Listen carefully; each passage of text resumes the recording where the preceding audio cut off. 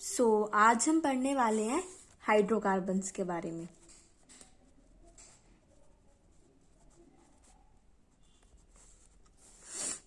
ठीक है, तो हाइड्रोकार्बन्स बेसिकली वो कंपाउंड्स जो कि हाइड्रोजन और कार्बन के कॉम्बिनेशन से बने होते हैं, जैसे कि आपका मीथेन हो गया। ठीक है, उसके बाद इथेन हो गया, इस तरह से एटसेट्रा। जितने भी कंपाउंड्स जिनमें आपको हाइड्रोजन और कार्बन मिलते हैं, उन कंपाउंड्स को हम क्या कहते हैं? हाइड्रोकार्बन्स। ठीक है, और ये जो हाइड्रोकार्बन्स होते हैं ये बेसिकली तीन हिस्सों में क्लासिफाइड है। पहला है आपका सैचुरेटेड हाइड्रोकार्बन्स, उसके बाद है अनसैचुरेटेड, और तीसरा है एरोमेटिक हाइड्रोकार्बन्स। ठीक है, सैचुरेटेड में क्या आता है? सैचुरेटेड हाइड्रोकार्बन्स वो वाले कंपाउंड्स होते हैं जिनमें कार्बन कार्बन के बीच में सिंगल बॉन्ड होता है। ठीक है, सैचुरेटेड हाइड्रोकार्बन्स वो वाले हाइड्रोकार्बन्स जिनमें कार्बन कार्बन के बीच में सिंगल बॉन्ड होता है, और ये ओपन चेन भी बना सकते हैं और ये साइक्लो कंपाउंड्स भी बनाते हैं, जैसे कि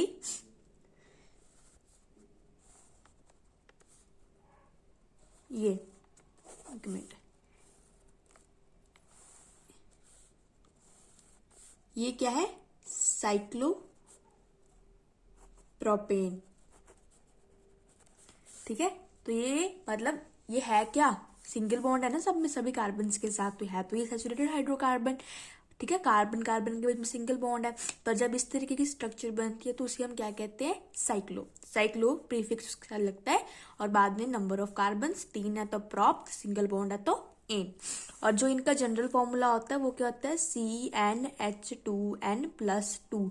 और इसको हम एल्केन्स भी कहते हैं। मतलब ये जो सैचुरेटेड हाइड्रोकार्बन्स है ना, सैचुरेटेड हाइड्रोकार्बन्स, इनमें जो फॉर्मेट आती है कि कार्बन कार्बन के बीच में सिंगल बॉन्ड है, ठीक है, फॉर्मूला है CnH2n+2, ये किसके अंडर आते हैं? एल्केन्स के अंडर आते हैं। ठीक है, उसके बाद जब इस तरीके की स्ट्रक्चर आती है तो आपका जो नेम है उसके पहले प्रीफिक्स में क्या लग जाता है? साइक्लो। उसके बाद हम पढ़ने वाले हैं अनसैचुरेटेड हाइड्रोकार्बन्स। अनसैचुरेटेड के अंदर देखो क्या आता है, इसके अंदर आते हैं अल्कीन्स, जिनका फॉर्मूला होता है CnH2n। उसके बाद और एक चीज और आती है इनमें, क्या? एल्काइंस, इनका फॉर्मूला होता है CnH2n-2। एल्कीन्स वो वाले हाइड्रोकार्बन्स होते हैं जिनके बीच में कार्बन कार्बन के बीच में डबल बॉन्ड होता है, और एल्काइंस में ट्रिपल बॉन्ड होता है। ठीक है, और इसमें भी आपकी एक तो आती है जो सिंपल चेन होती है, जैसे कि अगर हम एल्कीन्स की बात करें तो इथीन का जो स्ट्रक्चर होता है CH2 डबल बॉन्ड CH2। ठीक है, तो ये जो स्ट्रक्चर है इथीन, और ये क्या है? ओपन चेन है ना, तो ये एक तो फॉर्मेट इसमें हमारे पास ये वाली आ जाती है, और एक इसी तरीके के जो साइक्लो वाले कंपाउंड्स होते हैं, जैसे कि ये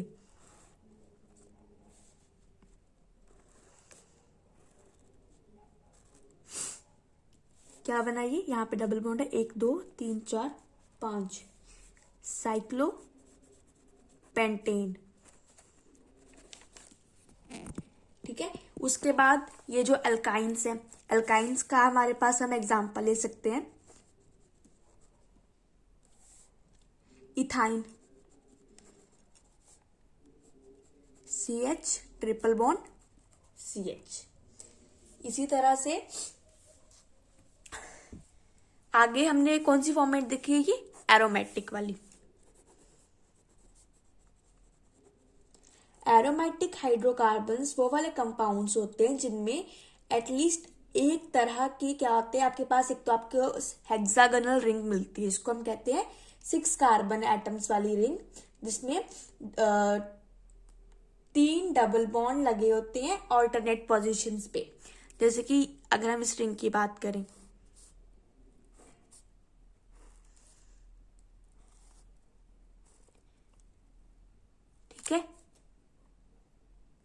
क्या है, डबल बॉन्ड लगे हुए हैं ऑल्टरनेट पोजीशंस पे, 3 डबल बॉन्ड लगे हुए हैं। अब अगर मान लो इसी के साथ मैं कोई हाइड्रोकार्बन का कंपाउंड लगा दूं, जैसे कि लगा दिया मैंने ये CH3, तो आपको किसकी स्ट्रक्चर है, ये टोल्यूइन की स्ट्रक्चर है। ठीक है, इन रिंग को आप बेंजीन रिंग भी कह देते हैं और एरोमेटिक रिंग भी कह देते हैं। उसके बाद जैसे कि ये स्ट्रक्चर आपको पेपर में आ सकती है, तो ये आप ध्यान से देख लेना।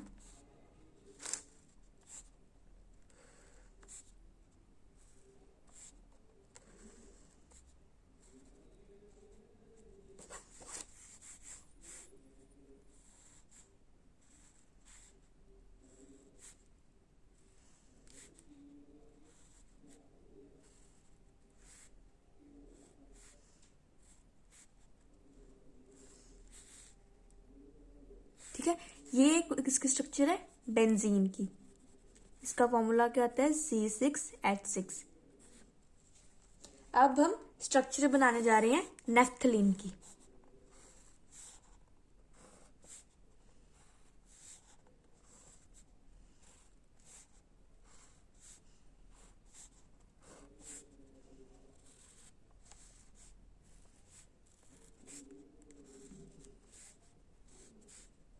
ये जिन दोनों के बीच में ये बॉन्ड बना, इसको हम कहते हैं फ्यूज बॉन्ड। ठीक है, ये किसकी स्ट्रक्चर है, नेफ्थलीन की। इसके बाद हम स्ट्रक्चर देखने हैं एंथ्रासिन की।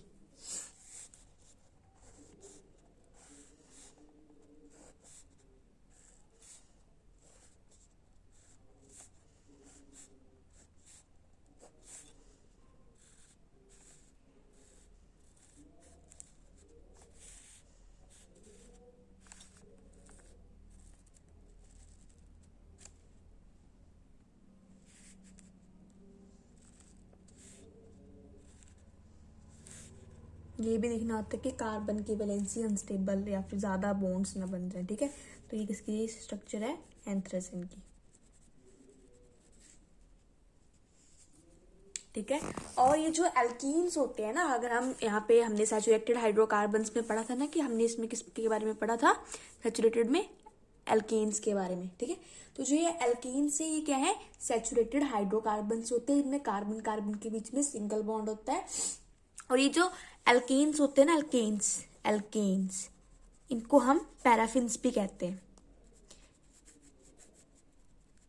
पैराफिन्स एक लैटिन वर्ड है, जिसमें जो पैरा है इसका मतलब होता है पेरम, इसका पेरम का मतलब कि लिटल, और ये पैराफिन्स का टोटली मतलब क्या होता है कि लिटल एफिनिट। ठीक है, जिन मतलब कि जो अगर इसको आप नॉर्मल टेम्परेचर या प्रेशर पे रखते हो, नॉर्मल कंडीशंस पे, तो ये जल्दी किसी भी कंपाउंड के साथ रिएक्ट नहीं करता, अनलेस अगर आपने इसको बहुत ज्यादा ड्रास्टिक कंडीशन में ये अल्केन के कंपाउंड्स को रखा हुआ है, फिर ये रिएक्ट करते हैं। अदरवाइज नॉर्मल कंडीशंस पे ये किसी भी कंपाउंड के साथ रिएक्ट नहीं करते। और जो इनका फॉर्मूला होता है CnH2n+2, इसमें n क्या होते हैं, नंबर ऑफ कार्बन। अगर मान लो मैं n की वैल्यू यहाँ 1 रख दूं, तो आपके पास क्या बनता है, CH4, जिसका नाम क्या होता है, मीथेन। ठीक है, उसके बाद वही अगर मैं n की वैल्यू यहाँ 2 रख दूं, तो क्या आ जाएगा, C2H6, जिसका नाम होता है इथेन।